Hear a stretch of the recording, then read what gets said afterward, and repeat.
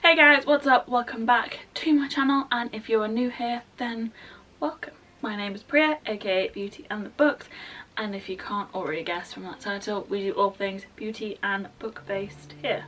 So if that sounds like a little bit of you, then you know what to do. Just subscribe, hit the bell, and all of that. Yes. Anyway, today's video we have a book review, and from the title you can tell that we are reviewing Dream Country by Ashaye Brown. Can't really, there you go. There you go. And just a quick disclaimer, this is an uncorrected proof that was gifted to me from Ennui Press. Ennui? I think I've said that right.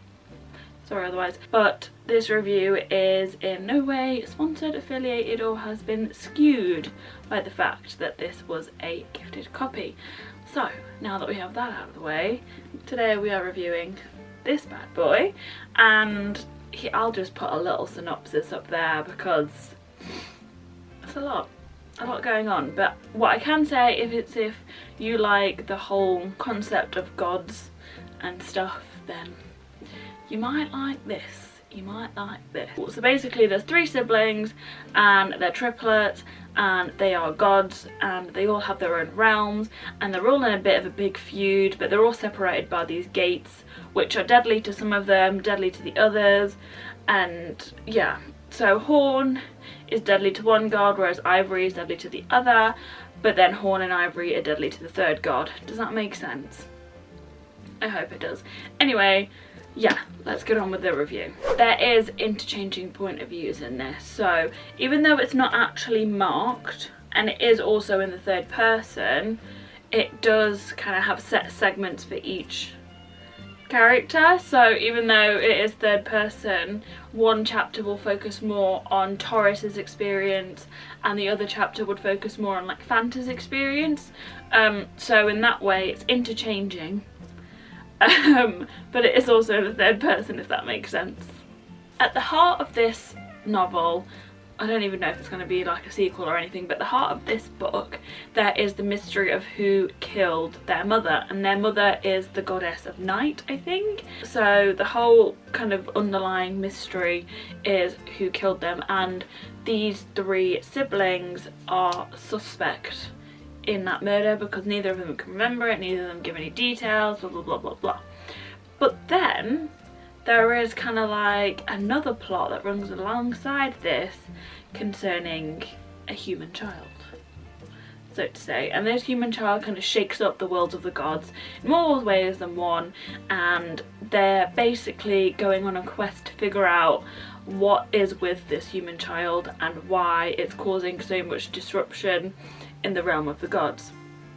Now, the way that Brown has done this is, you think the plot of the mother's death is the most important one, yet it's actually sidelined and just moved as a subplot, and I think that's kind of a really good representation for the way the gods are feeling. So that at the minute they're dealing with this crisis of this human baby, but constantly there's this underlying thought and thinking and wonder of the mother's like storyline and death, and that's just always like in the background and always referenced, but it's not like the main one. I don't know if that makes sense, but I did like the way that she did that, and I thought it was really cool and like inventive.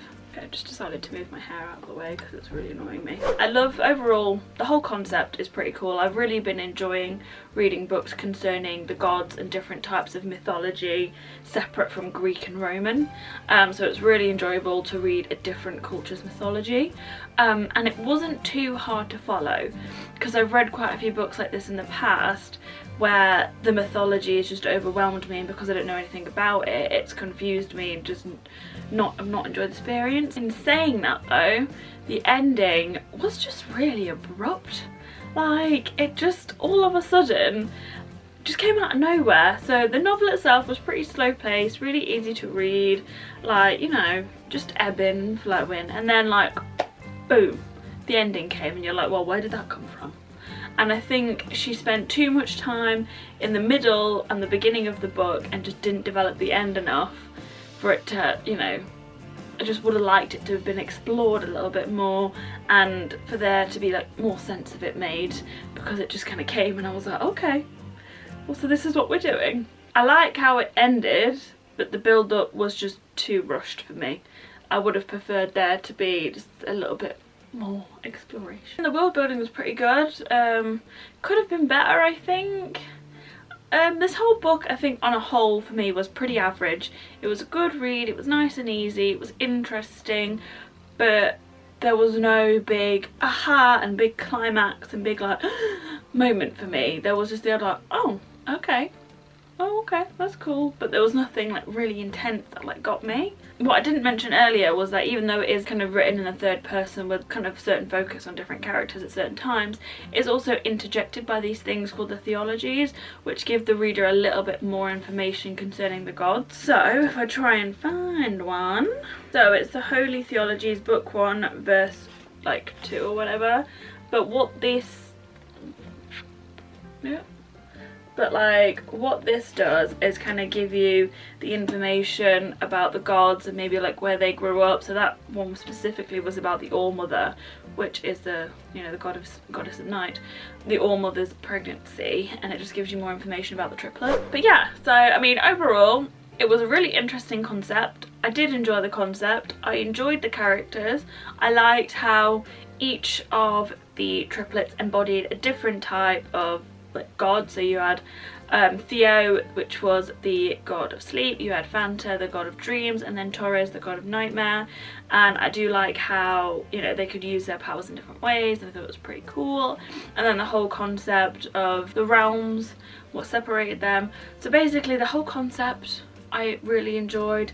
Some of the world building and the narrative could have done with a little bit more nurturing, a little bit more refining, but it was a really easy read. It was really easy to get to grips with, and I enjoyed it, but it was still a bit average for me. And the ending, while it was really good and I did like the outcome, it just kind of went all of a sudden, here's the end, and you just was like, oh okay, there we go, we're just here, we just arrived. So I hope that makes sense. It was decent, it was good.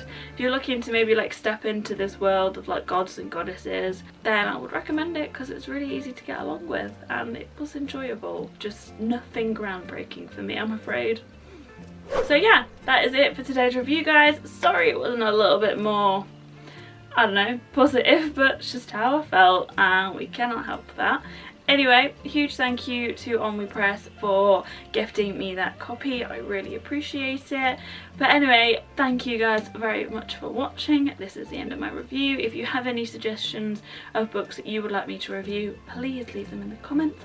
And while you're there, don't forget to like and subscribe. But yeah, that is it today, guys. And I will see you in the next one. Bye! Okay. Right, let me see if I can remember anything. Yes? No? Yeah. It's nightmares. I mean, it's not that bad. Okay, no. Okay, so first off first, it's really long then. My hair's grown so much. Oh, I feel really bad saying that, but I mean it's true, isn't it? I don't even remember what happened to most of it. Okie dokie. Oh, I should pose.